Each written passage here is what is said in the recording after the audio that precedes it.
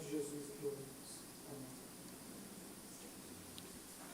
Os irmãos podem sentar. Eu convido os irmãos que abram as suas Bíblias no livro do profeta Ageu, no primeiro capítulo. Livro do profeta Ageu. Talvez você se pergunte, onde fica Ageu?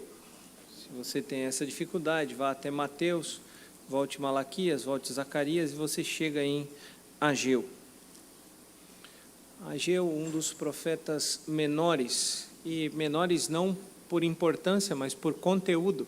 Se você olhar aí, são 2 capítulos apenas deste livro de Ageu, por isso ele é considerado um dos profetas menores. Nós faremos a leitura do versículo 1 até o versículo 14. Ageu 1, de 1 a 14.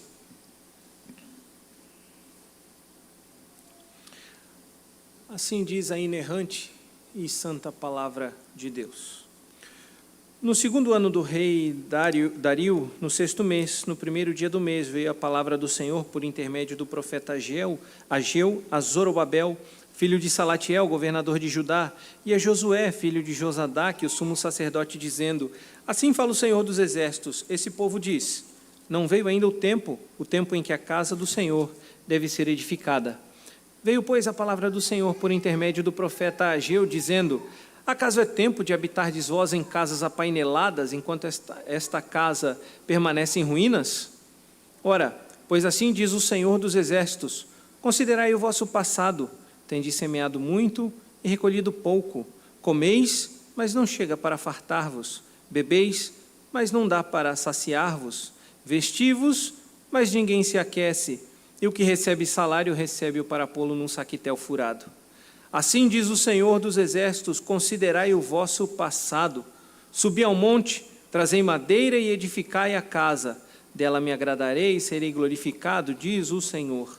Esperastes o muito, e eis que veio a ser pouco, e esse pouco, quando o trouxestes para casa, eu com um assopro o dissipei. Por quê? Diz o Senhor dos exércitos, por causa da minha casa que permanece em ruínas, ao passo que cada um de vós corre por causa de sua própria casa.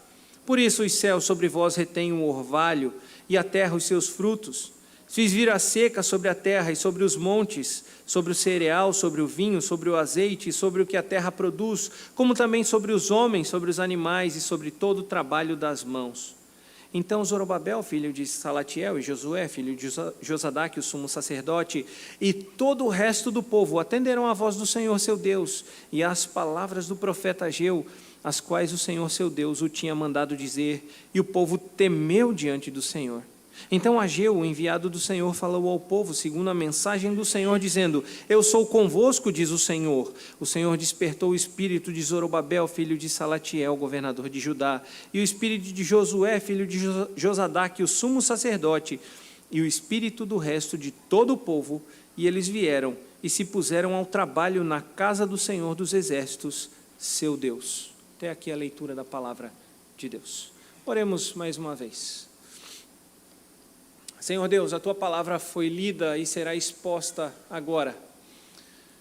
Ilumina a todos nós, tanto o pregador quanto os que ouvem, para que o Teu Santo Espírito fale, aplique ao coração de cada um, que o Teu Santo Espírito realmente nos ilumine para que a Tua palavra seja interiorizada, seja guardada no nosso coração e que ela frutifique, e que ela transforme a nossa vida, que ela gere frutos que modifiquem a nossa vida, que nos façam crescer, que nos faça perseverar, que nos faça prosseguir no caminho da salvação, para a honra e glória do Teu santo nome. Ilumina-nos, mais uma vez eu te peço pelo Teu Santo Espírito, e fazemos essa oração no nome do Teu Filho Jesus Cristo. Amém.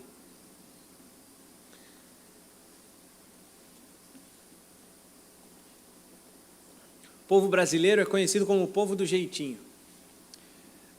Se não me falha a memória, nas Olimpíadas, inclusive na abertura das Olimpíadas que foi aqui no Brasil, utilizou-se a palavra gambiarra e fez-se uma homenagem na cerimônia de abertura, ou fez-se uma menção à gambiarra, que é um poder, entre aspas, que o povo brasileiro tem de adaptação e enjambração de coisas para que elas funcionem.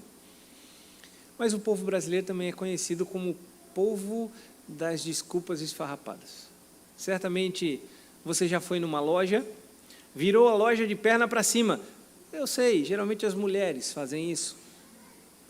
E depois de olharem quase todo o estoque da loja, de cores, modelos e tamanhos de roupas, ela dá um sorrisinho amarelo e olha para a atendente assim: eu vou dar mais uma voltinha, qualquer coisa eu volto.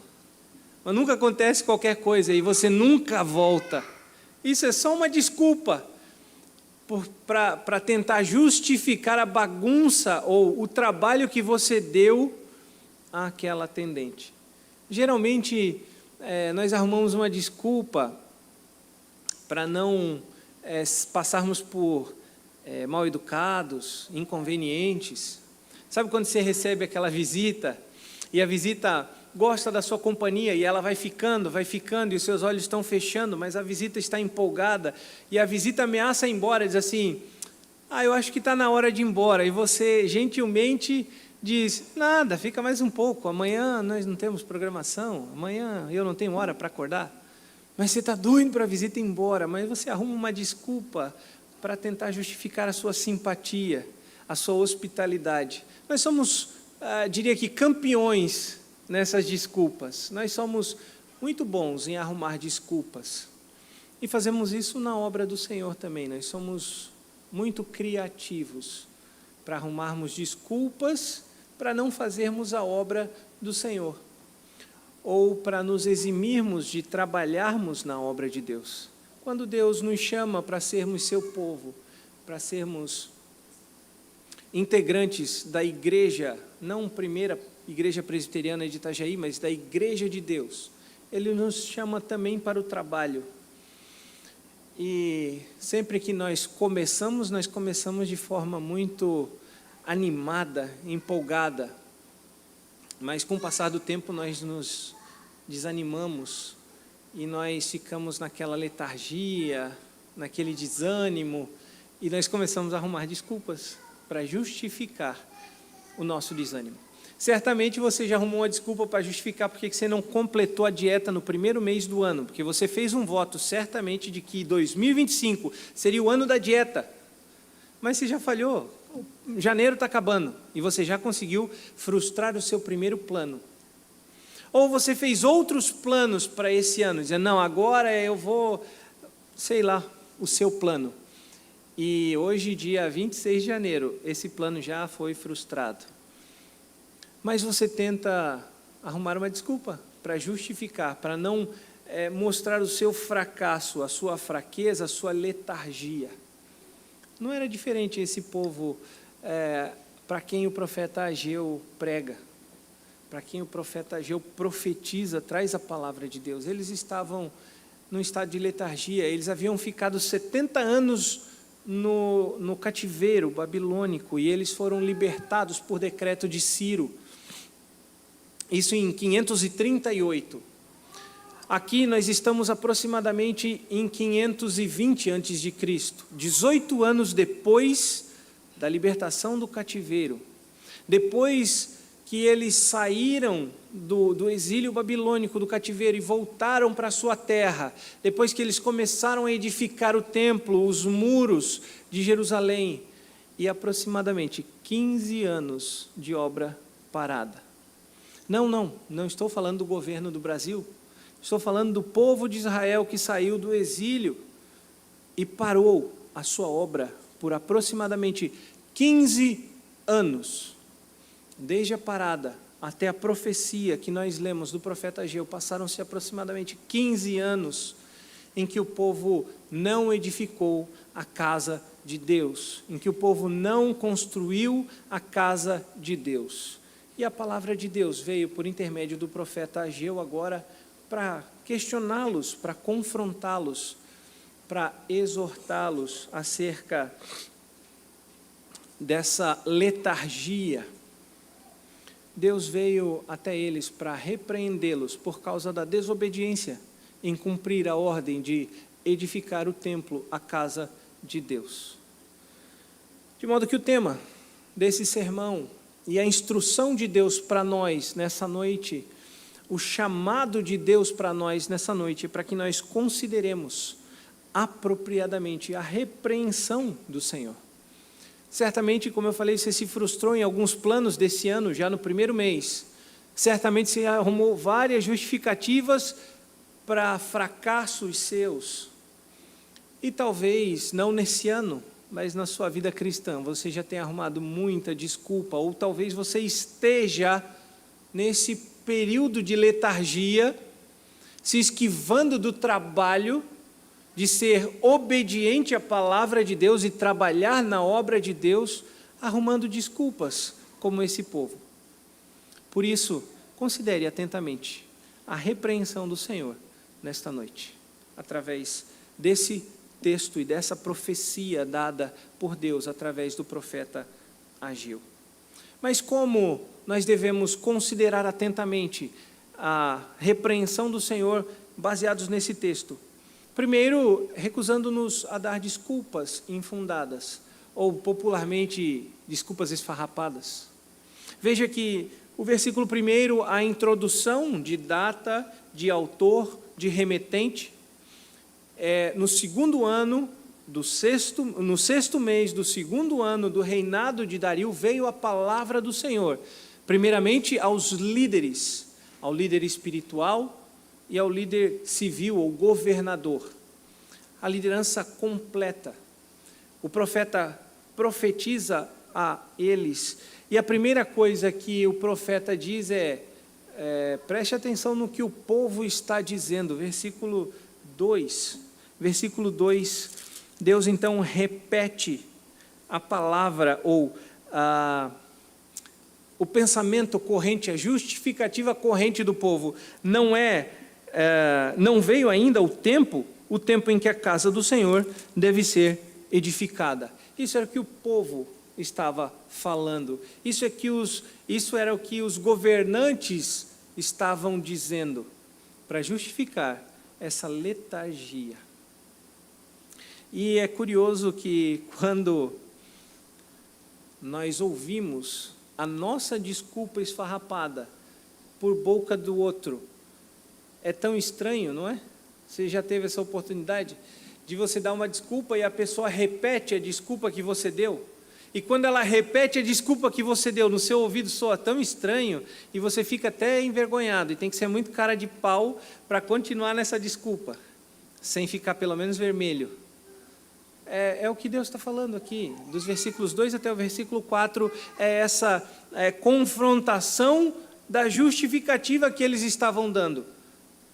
Deus repete por boca do profeta Ageu, é isso que o povo tem falado, ainda não chegou o tempo de reedificar a casa de Deus. E aí no versículo 3 ele diz, veio novamente a palavra do Senhor por intermédio do profeta Ageu, dizendo, acaso é tempo de habitardes vós em casas apaineladas, enquanto esta casa permanece em ruínas? Aqui a hipocrisia e a desculpa esfarrapada cai por terra, porque se eles diziam que não era tempo de edificar a casa de Deus, como eles edificavam as suas casas? É estranho que nós somos muito bons em dar desculpas esfarrapadas para não fazermos a obra do Senhor, ou para fazermos de qualquer jeito, para não nos empenharmos. Todo início de ano, todo início de obra, nós estamos empolgados, mas aí vem Sambalate, Tobias, lembram-se da história de Neemias?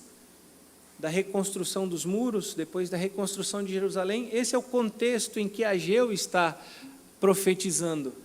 Quando eles chegaram para reconstruir, os árabes, os povos da circunvizinhança, tentavam plantar desânimo, discórdia, rancor. É isso que eles tentaram fazer para esse povo, mas o povo estava animado. Nós vamos reedificar essa cidade, nós vamos erguer os muros, nós vamos erguer o templo, porque o templo simbolizava a presença do Deus, de Yahvé, o Deus da aliança, o Senhor a quem eles serviam, a quem eles eram povo. Mas diante das dificuldades, eles foram desanimando, diante das intrigas, diante dos problemas, das dificuldades, diante de qualquer motivo que os impedisse de fazer a obra, eles foram desanimando. E nós frequentemente somos assim na obra de Deus, ou na nossa vida no geral.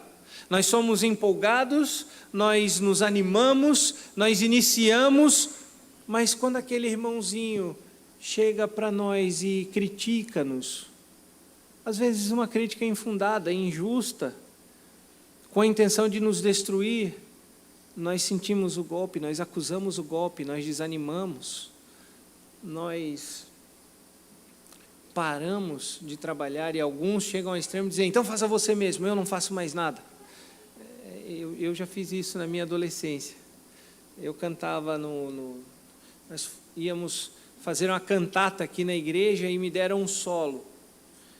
E aí me deram um solo e no primeiro ensaio eu errei a entrada, não peguei o tom, eu não acertei nada. Eu fui plenamente culpado, eu fiz tudo o que podia fazer de errado naquele solo, eu fiz. E aí o pessoal disse, pô, nós estamos aqui ensaiando, o que você está aí atrapalhando nosso ensaio? Eu falei, eu também não canto mais, eu vou embora. Vocês não são pacientes, vocês não têm compaixão. E eu comecei a arrumar desculpas por causa da minha intolerância, por causa da minha aversão às críticas, por causa da minha arrogância. Eu fui embora. Eu abandonei o ensaio e fui embora. E a Keila lembra, ela riu porque ela lembra, né, Keila? Você lembra disso? Keila também estava lá. Deus tratando nosso coração, né? A gente entende às vezes anos depois. E Deus tratou de uma forma que ninguém foi atrás de mim, não, para passar a mão na minha cabeça, dizer, não, você é importante, volta lá, você vai acertar. Não, eles botaram outro e seguiu, a cantata foi.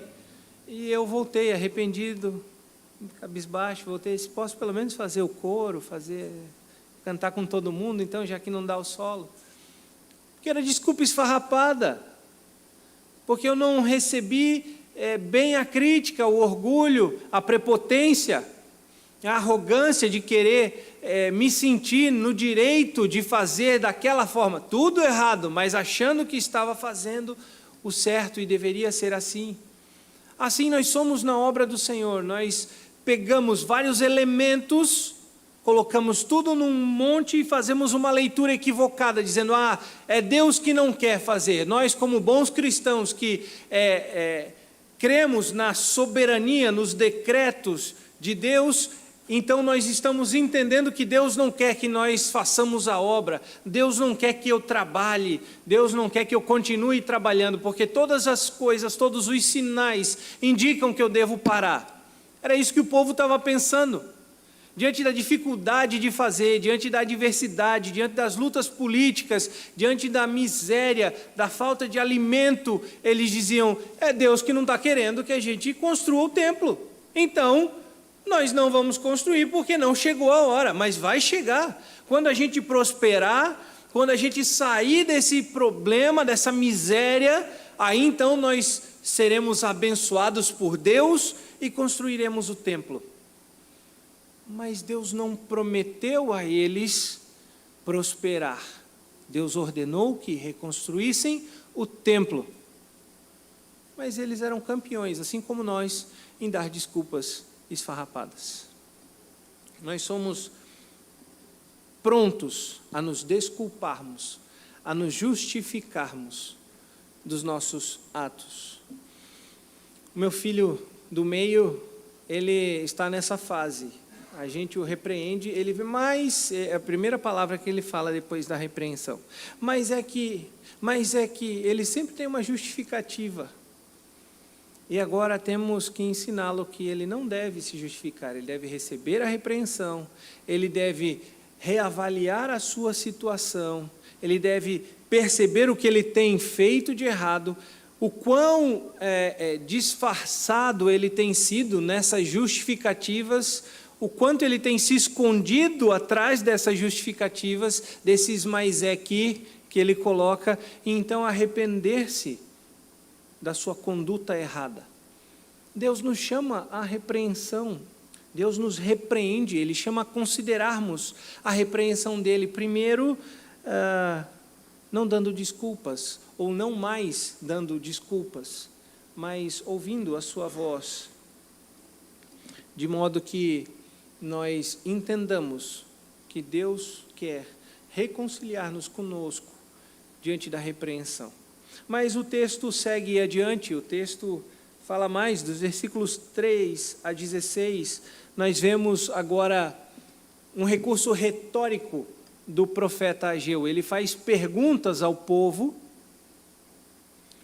e nós devemos considerar atentamente a repreensão do Senhor, porque ele também redefine as nossas prioridades. Primeiro, ele nos mostra as desculpas esfarrapadas que nós damos, para que nós reconheçamos o nosso erro e paremos de dar desculpas, e depois que nós reconheçamos que estamos nesse estado de letargia, de desobediência, nós então começamos a entrar nos eixos. E como? O segundo ponto é redefinindo as nossas prioridades. O versículo 3 a 6,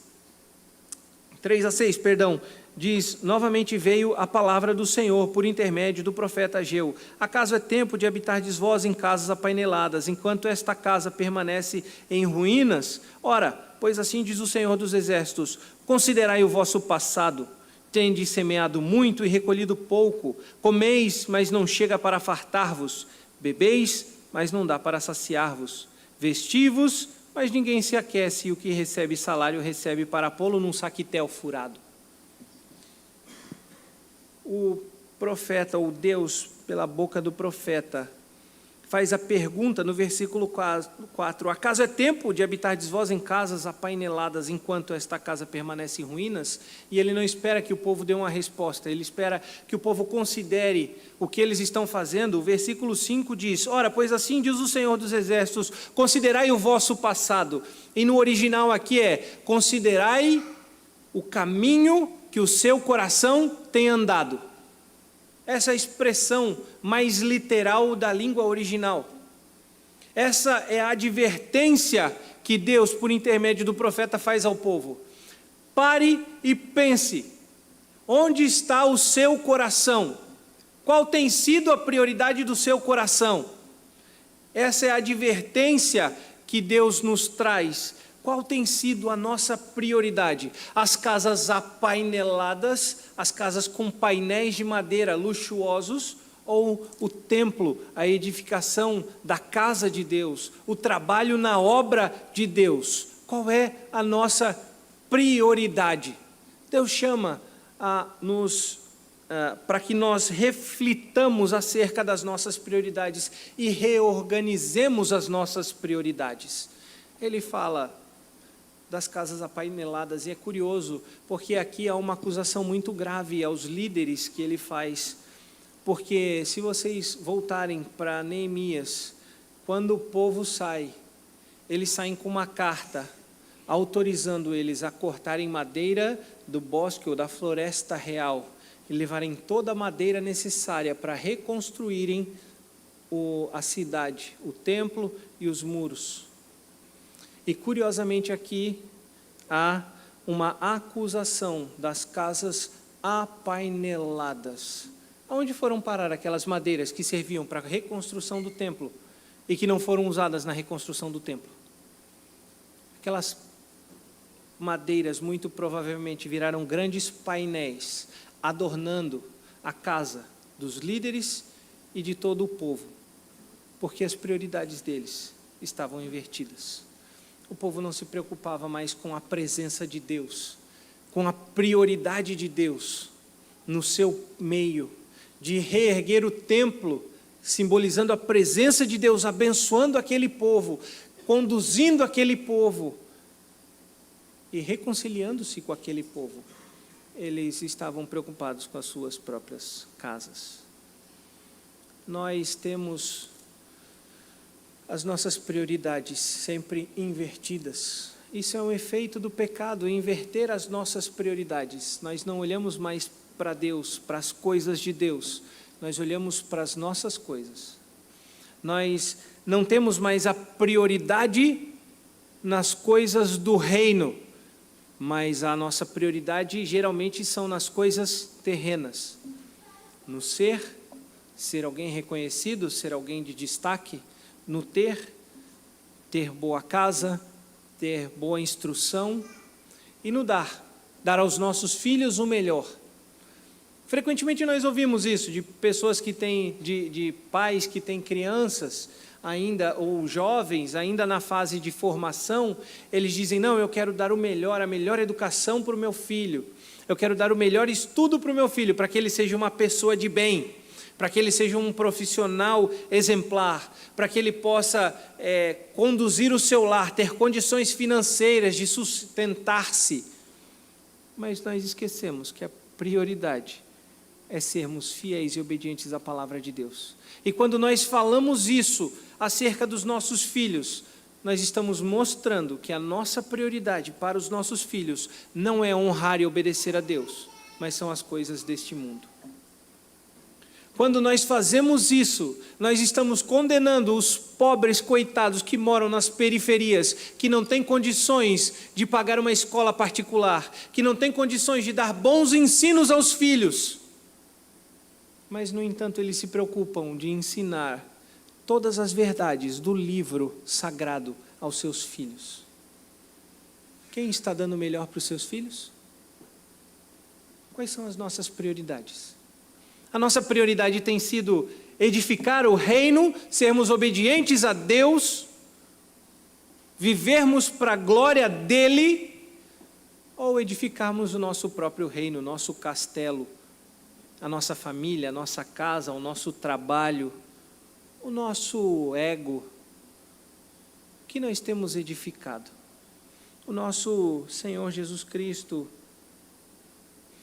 Ele diz que a prioridade nossa deve ser o reino de Deus. Lá em Mateus 6, Ele diz: buscai em primeiro lugar o reino de Deus e a sua justiça, e as demais coisas te serão acrescentadas. Por que você inverte essa prioridade? Por que você busca primeiro as outras coisas e nega e deixa em segundo plano o reino de Deus? Ah, não, porque eu preciso ter condições para poder trabalhar no reino, porque eu quero ter uma condição financeira favorável para que eu possa investir nas missões, porque eu quero ter uma casa a ponto de receber programações na minha casa. Mas quando você não põe ninguém lá dentro, porque aquilo é o seu castelo, é o seu santuário, e você cultua aquilo que você conquistou, e o reino de Deus fica de lado, e você deixa de cumprir a palavra de Deus. Você tem gastado a sua vida com as suas prioridades, ou você tem gastado a sua vida com as prioridades divinas?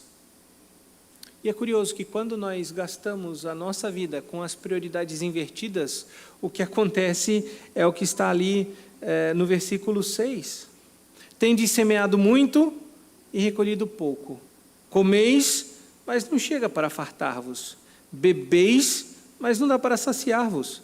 Vestivos, mas ninguém se aquece. O que recebe salário, recebe para pô-lo num saquitel furado. Não há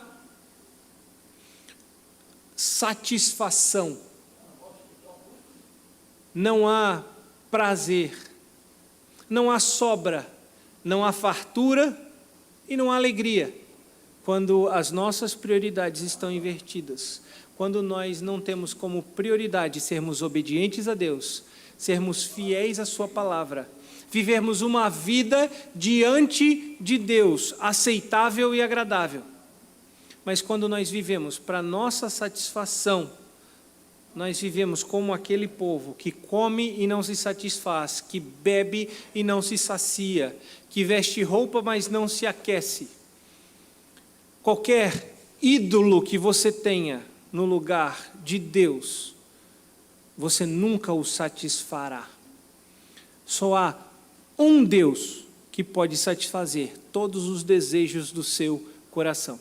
Qualquer outro Deus, qualquer outro ídolo que você colocar no lugar dele, ele vai exigir mais, e mais, e mais, e sempre mais. Ele nunca saciará, ele nunca te dará nenhum prazer, nunca te dará nada em troca, só mais trabalho e escravidão, e dependência, e frustração.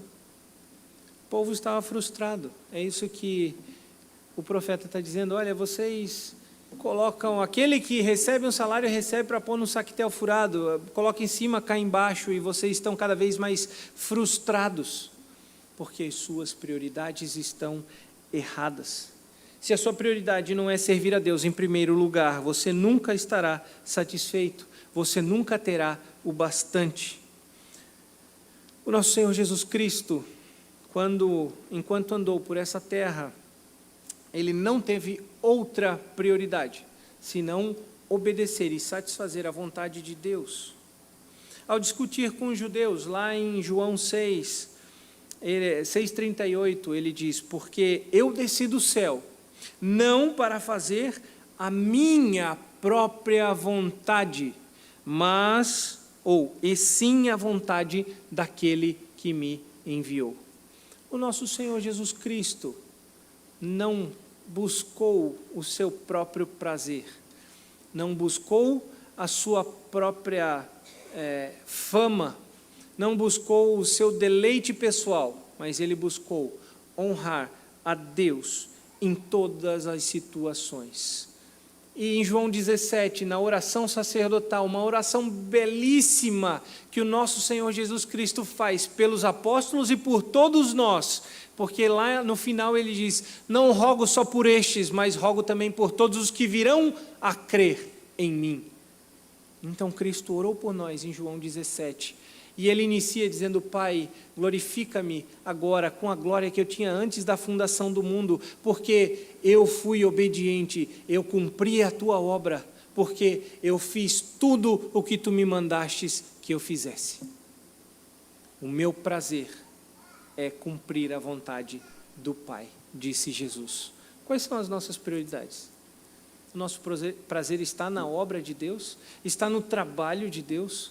Você não precisa fazer grandes coisas no trabalho de Deus. Você precisa simplesmente ser obediente à sua palavra. E você precisa testemunhar de Deus na sua vida, nos seus atos, nas suas palavras.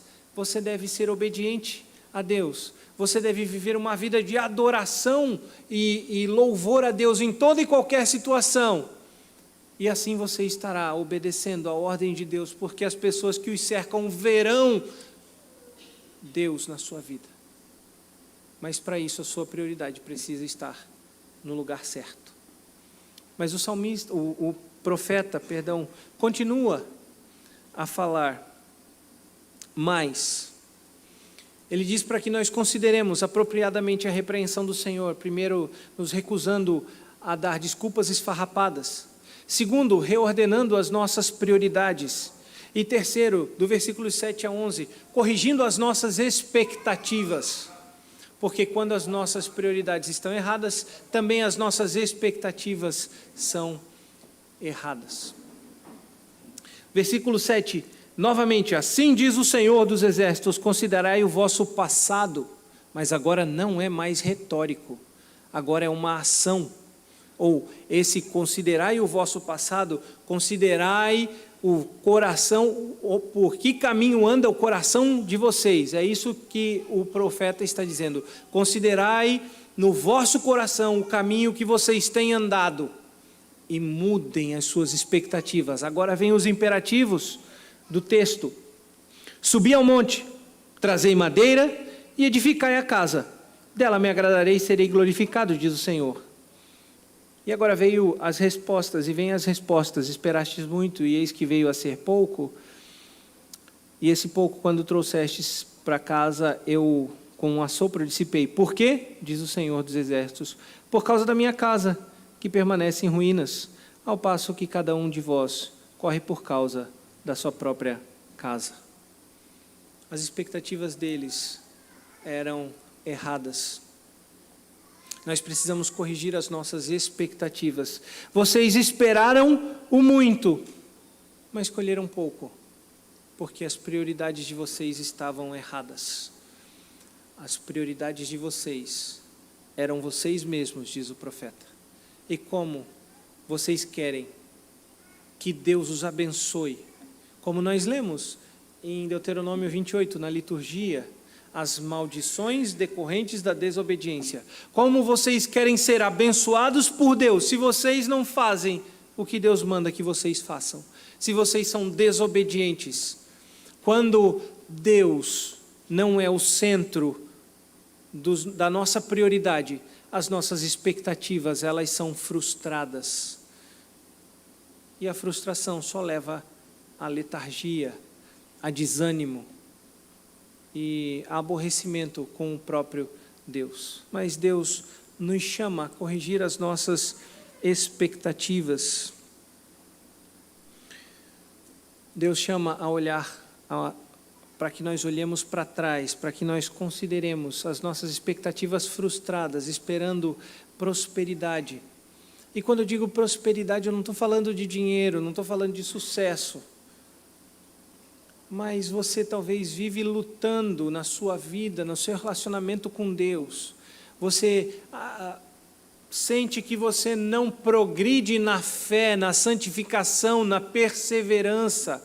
Parece que você está sempre patinando, parece que você está sempre escorregando e você não consegue ver a firmeza na sua fé, você não consegue fortalecer a sua fé, você esmorece com frequência, você desanima frequentemente, você às vezes até questiona e briga com Deus. Por que tudo isso? Por que eu? Por que para mim? Por que só para mim? Por que o outro prospera e eu não? Por que o outro tem aparentemente paz e eu não tenho? Mas é porque as suas perspectivas estão erradas, as suas expectativas estão erradas. Você está olhando só para o seu próprio umbigo, você está olhando só para a sua própria vida. Mas no versículo 8, no final do versículo 8, Deus, por intermédio do profeta, diz qual é a verdadeira expectativa que nós devemos ter. Depois que ele dá as ordens, subi ao monte, trazei madeira, edificai o templo, edificai a casa, ele diz, dela me agradarei e serei glorificado. Não é você que vai ser glorificado, não é você que vai prosperar, mas é Deus que será glorificado através da sua obediência, da sua vida.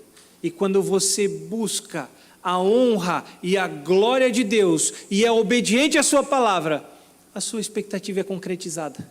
Você não se frustra.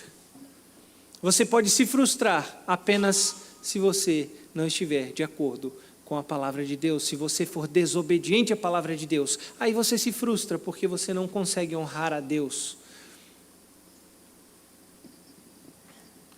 Talvez você tenha trabalhado, você esteja trabalhando na obra e você diga, isso aí para mim está tranquilo, eu trabalho na obra, eu exerço a minha função, tanto na igreja quanto pessoalmente, eu me empenho, que bom, mas você faz isso para quê? Tem um pastor o pastor da igreja que eu trabalhei enquanto estava no seminário dizia, é bom que Deus dá os exemplos e as ilustrações durante a semana do sermão. E essa semana, a minha filha mais velha com o meu filho do meio vieram com uma que é exatamente essa ideia de expectativa. Ela fez alguma coisa em benefício dele, ela o ajudou sem ele ter pedido, e ele simplesmente ficou quieto e seguiu a vida dele. E ela olhava para ele e dizia, obrigado, mana. Obrigado, mana. João, você não vai falar? Obrigado, mana. João, você tem que falar, obrigado, Elise, eu te ajudei. João, você precisa dizer que eu te ajudei. E eu fui ouvindo aquilo e falei, que curioso. Ela ajudou por quê? Aí eu perguntei para ela, filha, você está ajudando ele por quê? Porque você quer receber o mérito de ter ajudado? Ou porque você está realmente ajudando? Aí ela, não, eu estou ajudando, pai, só porque eu quero ajudar. Falei, então não espere receber um obrigado, porque se você faz isso, a sua expectativa está errada. Você está trabalhando, aparentemente você está fazendo a obra, mas você está buscando o mérito, o tapinha nas costas, o reconhecimento. O reconhecimento não são os homens que dão, ou eles podem não dar o reconhecimento, mas o reconhecimento é Deus quem dá. Deus é um Deus galardoador daqueles que o buscam. é um Deus que recompensa aqueles que são fiéis. Nós vemos também as parábolas que Cristo conta, falando, muito bom, muito bem, servo bom e fiel, foste fiel no pouco, sobre o muito te colocarei. Nós vemos as Escrituras falando de um Deus que é galardoador, que é um Deus que abençoa aqueles que agem com fidelidade. Talvez a sua bênção não chegue aqui nessa terra. Talvez a tua bênção esteja guardada para a eternidade. O que, segundo Paulo, é infinitamente melhor. Porque as coisas desse mundo não se comparam às coisas do porvir. Então, se você espera uma bênção nessa terra, a sua expectativa está errada e você vai se frustrar. Mas se você busca apenas honrar a Deus e sabe que o seu tesouro, o seu galardão está garantido no céu, e você pode não receber nada nessa terra, mas você vai continuar sendo fiel à palavra de Deus, então a sua expectativa está corrigida. Como nós lemos, e eu gostaria de repetir, Deuteronômio 28, os versículos 23 e 24, que são a acusação que Deus faz ao povo no versículo 10 e 11. Deuteronômio 28, 23 e 24 diz: os teus céus sobre a tua cabeça serão de bronze, a terra debaixo de ti será de ferro. Por chuva da tua terra o Senhor te dará pó e cinza, dos céus descerá sobre ti até que sejas destruído. Veja que eles estão esperando muito e vem a ser pouco. Eles estão esperando prosperar, estão em miséria. Eles estão plantando e não estão colhendo. Por quê? Por causa da minha casa, diz o Senhor dos Exércitos. Por causa da desobediência. Eles não estavam obedecendo a ordem de edificar a casa. E como eles esperariam prosperar? Que expectativa era essa? Se a prioridade, se a obediência não era a sua prioridade. Paulo nos exorta a fazermos tudo, única e exclusivamente, para a glória de Deus. É um versículo que nós poderíamos citar, decora aqui.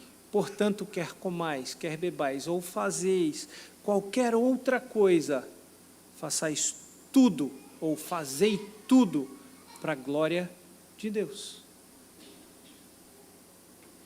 Nós precisamos aprender com o nosso Senhor Jesus Cristo, como eu disse, que na oração sacerdotal, versículos 4 e 5, ele disse: eu te glorifiquei na terra, consumando a obra que me confiaste para fazer, e agora glorifica-me, ó Pai, contigo mesmo, com a glória que eu tive junto de ti, antes que houvesse mundo. O nosso Senhor Jesus Cristo não teve nenhuma expectativa humana, a não ser honrar o Pai. Quando ele foi capturado, dizem as Escrituras, ele não revidou. Ele poderia invocar legiões de anjos para o livrar, mas ele não buscou glória, livramento, tranquilidade, paz nessa terra. Ele não foi capturado, ele entregou-se por obediência e por amor, para que a obra de Deus fosse completada na minha e na sua vida. Deus foi gracioso, amoroso, mandando o seu Filho, e ele foi obediente, o seu Filho, até a morte e morte de cruz. E a sua expectativa nessa vida foi só glorificar o Pai, só honrar o Pai. O seminário que eu venho tem o nome de José Manuel da Conceição. Para aqueles que não sabem, é o primeiro pastor brasileiro, pastor de todas as denominações evangélicas, e foi presbiteriano. Ele é o primeiro pastor presbiteriano brasileiro. O primeiro evangélico é o jornal que Simonton fundou. José Manuel da Conceição era um padre que converteu-se, e desde antes da sua conversão era conhecido como padre protestante, porque na sua infância foi influenciado por estrangeiros reformados da Europa que vinham, e ele se encantou por essa doutrina, mas o seu tio era padre, encaminhou nesse ofício, E ele então era conhecido como o padre protestante. Ele tinha um problema, ele não ficava em paróquia nenhuma. Ele corria de paróquia a paróquia, porque ele arrumava confusão. Ele pregava do púlpito da igreja que ele era pároco, doutrinas reformadas, e tinha um confronto com as doutrinas católicas. Então, o bispo, o cardeal, sei lá quem, a maior autoridade daquela diocese, o transferia de paróquia em paróquia, até que ele veio a encontrar-se com Cristo através de Blackford e tornou-se pastor, mas um pastor diferente, um pastor que não pastoreou nenhuma igreja, mas os relatos do seu trabalho são lindíssimos e belíssimos, porque foi um pastor itinerante. Quando ele foi ordenado ao Sagrado Ministério, 17 de dezembro, por isso que nós comemoramos o dia do pastor presbiteriano nessa data, porque foi o dia da ordenação do primeiro pastor presbiteriano brasileiro, reverendo José Manuel da Conceição. E ele disse: eu não vou ficar em igreja nenhuma, eu tenho que correr por todas as igrejas que eu preguei um falso evangelho, e agora mostrar para eles o verdadeiro evangelho. Eu tenho um compromisso. E há relatos de que ele saiu a pé, e ele fazia isso a pé, de São Paulo, do Rio de Janeiro, e foi para o Paraná, oeste do Paraná. Tudo a pé. E quando velho, já não velho, mas muito doente, Blackford chamou e falou: José Manuel, você precisa agora parar de andar por aí. E era curioso que ele saía com o seu dinheiro, com a sua roupa, e à medida que alguém tinha necessidade, ele ia entregando. Se alguém tinha frio, ele entregava o casaco. Se alguém tinha necessidade, ele dava o dinheiro. Se alguém estava com o pé machucado, ele dava o seu sapato, e assim ele ia. E até chegar ao ponto de ser reconhecido como um indigente, um maltrapilho. E fazia isso muitas vezes, e a sua saúde foi ficando debilitada. Então eles o chamaram e falaram: não, você vai agora ficar lá no Rio de Janeiro, nós vamos alugar uma casa para você, e você vai escrever para o jornal, você vai pregar na igreja, você vai fazer algo mais tranquilo, parado, enquanto você cuida da sua saúde. Ele falou: tudo bem, mas eu vou de trem. E eles disseram: tudo bem, vai de trem, então pode ser, vai de trem. E ele foi. Só que ele não pegou o trem na capital, São Paulo. Ele resolveu pegar o trem em Campinas, 200 e tantos quilômetros da capital. E ele foi a pé, pregando o evangelho, trocava o seu trabalho por hospedagem e alimentação. Ele batia na casa: eu posso ter pouso aí, eu posso limpar o paiol, eu posso varrer isso, aquilo. E quando sentava à mesa, aproveitava para pregar o evangelho. E foi fazendo isso pelo caminho, e foi dando o seu casaco, o seu sapato, o seu dinheiro, e foi reconhecido como maltrapilho e preso. Naquela época se prendia maltrapilhos. Hoje é moda se vestir comum, mas naquela época se prendia, e ele foi preso. E lá na prisão ele encontrou um companheiro de cela que tinha sido preso porque tinha roubado alguma coisa, ou tinha feito alguma coisa que precisava de dinheiro para ser libertado, para quitar a sua dívida e ser libertado. E era o último dinheiro que José Manuel da Conceição tinha no bolso. E José Manuel da Conceição se compadece dele, pega o dinheiro e diz: vá, pague a sua dívida e siga a sua vida. E aproveitou e pregou o evangelho. Tempos depois chega àquela delegacia a notícia de que não era o indigente, era o reverendo José Manuel da Conceição. Soltem um homem. Soltaram José Manuel da Conceição, agora sem dinheiro para trem, sem dinheiro para nada, vamos a pé. E ele seguiu, de Campinas para o Rio de Janeiro, a pé. Quando chegou na região de Campinho, já nas terras fluminenses, ele cai à beira da estrada, desfalecido. Eu acho que eu já contei essa história aqui, eu sempre conto, e eu não me canso de contar, e eu não me canso de me emocionar quando conto essa história. Caiu desfalecido à beira da estrada, e foi recolhido e ficou no hospital de campanha, 24 de dezembro. Foi tratado, deram sopa, ele recobrou um pouco a sua consciência, ainda muito frágil, debilitado, só respondia sim e não. Mas depois de alimentar-se, de recobrar o seu ânimo, ele agradeceu às enfermeiras, agradeceu a todos os que estavam ali na enfermaria e disse: agora é o momento de eu encontrar-me com o meu Deus. Virou de lado e faleceu na madrugada do dia 25 de dezembro. Major Fausto, que foi governador de Santa Catarina, no início, final dos anos 1800, início de 1900, veio a se converter e era o responsável por aquela enfermaria. Mas ninguém sabia quem ele era. Foi enterrado como um indigente, homem dos quais o mundo não é digno, segundo Hebreus.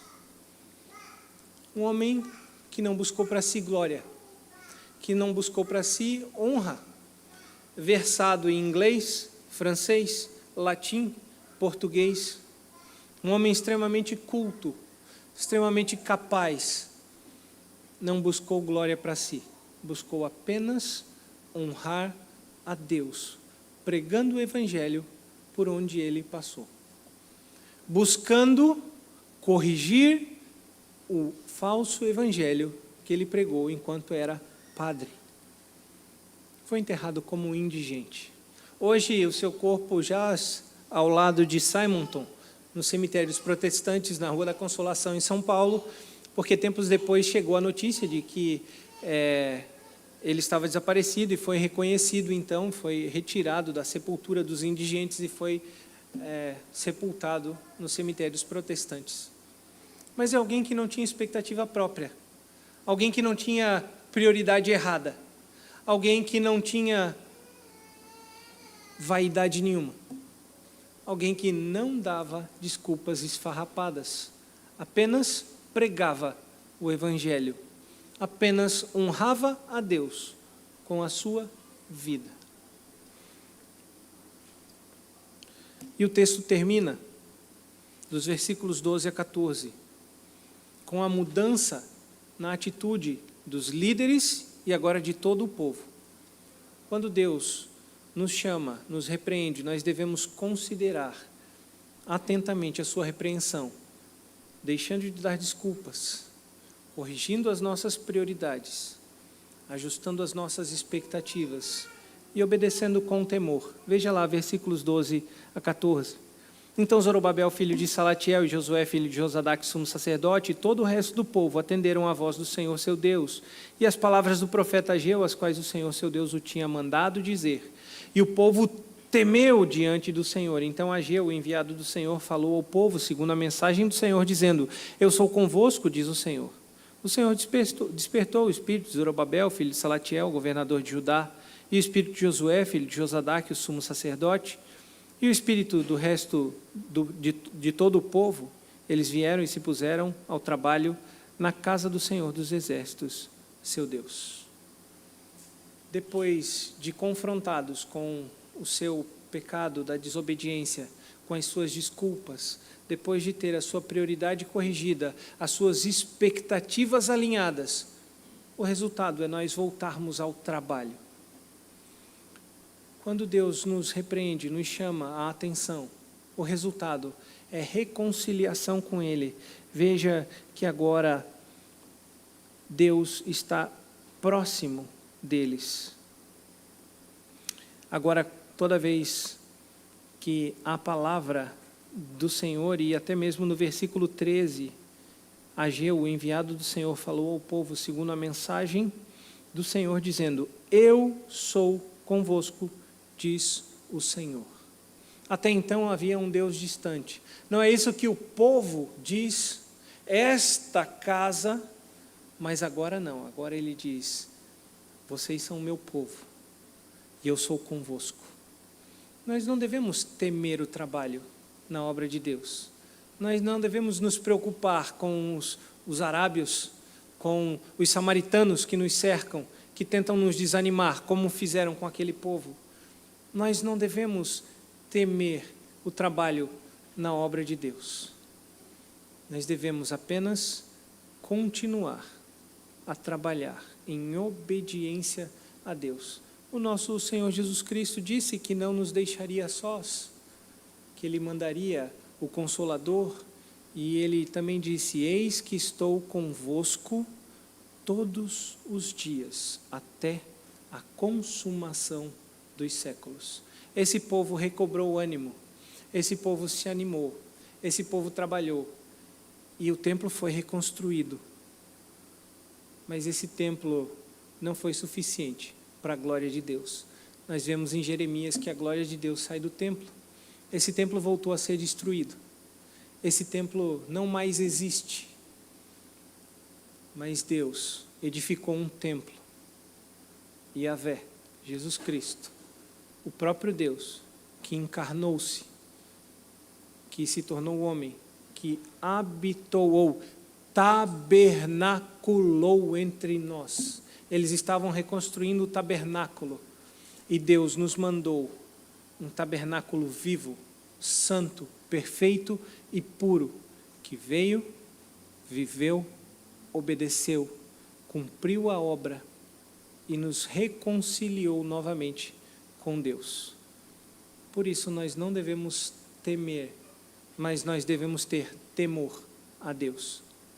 Nós devemos obedecer ao seu chamado, independente de qualquer situação, porque Deus está conosco.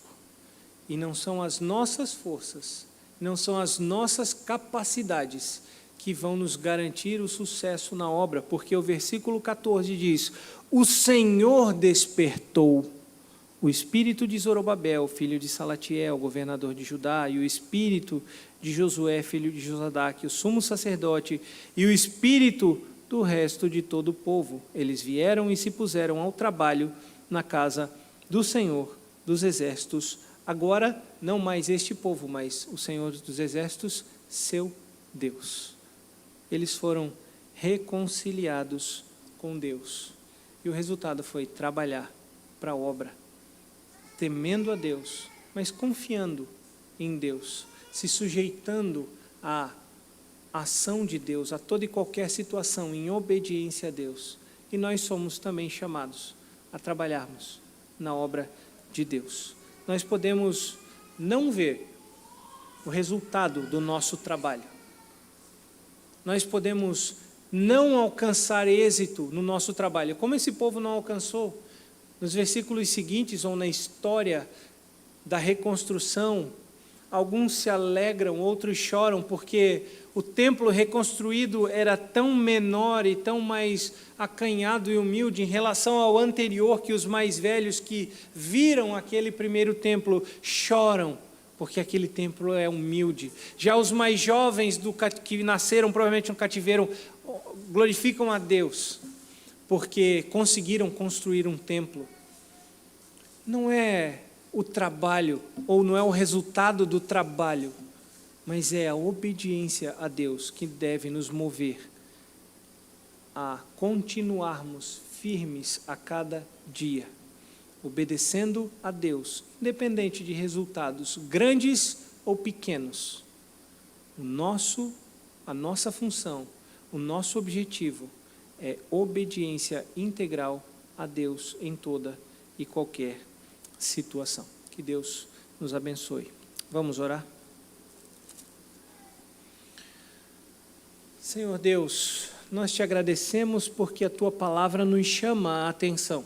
A Tua palavra nos corrige, nos exorta, nos repreende. Nós te agradecemos porque Tu és um Deus bondoso, Tu és um Deus amoroso, e a Tua Escritura diz que Deus ama, Deus corrige a quem Ele ama. E por isso nós te louvamos, porque Tu nos corriges, porque Tu nos amaste antes da fundação do mundo. E, Senhor, que nós realmente atentemos à Tua correção, que nós realmente deixemos de dar justificativas para esconder o nosso pecado da desobediência, da letargia, que nós recobramos a nossa força, o nosso ânimo em Ti, não esperando resultado aqui do nosso trabalho, não esperando reconhecimento do nosso trabalho aqui, mas que nós façamos isso por expressão de amor a Ti, por expressão de gratidão pela obra redentora de Cristo Jesus, porque Tu nos chamaste para sermos Teu povo, e em obediência nós trabalhamos constantemente, não preocupados com a restauração de Israel, mas preocupados em pregar o teu evangelho em Jerusalém, de Jerusalém até os confins da terra. Que o teu nome seja honrado, seja glorificado, seja adorado na nossa vida diariamente, e que as pessoas que nos cercam possam ver a tua graça, o teu amor, o teu evangelho, o evangelho de Cristo nas nossas vidas, mesmo que nós não abramos as nossas bocas para proclamar, mas que as nossas atitudes apontem para Cristo e para a tua glória. Dá-nos força, dá-nos intrepidez e dá-nos capacidade para continuarmos firmes, para não desanimarmos e para honrarmos o teu santo nome. É a oração que nós fazemos em nome do teu Filho Jesus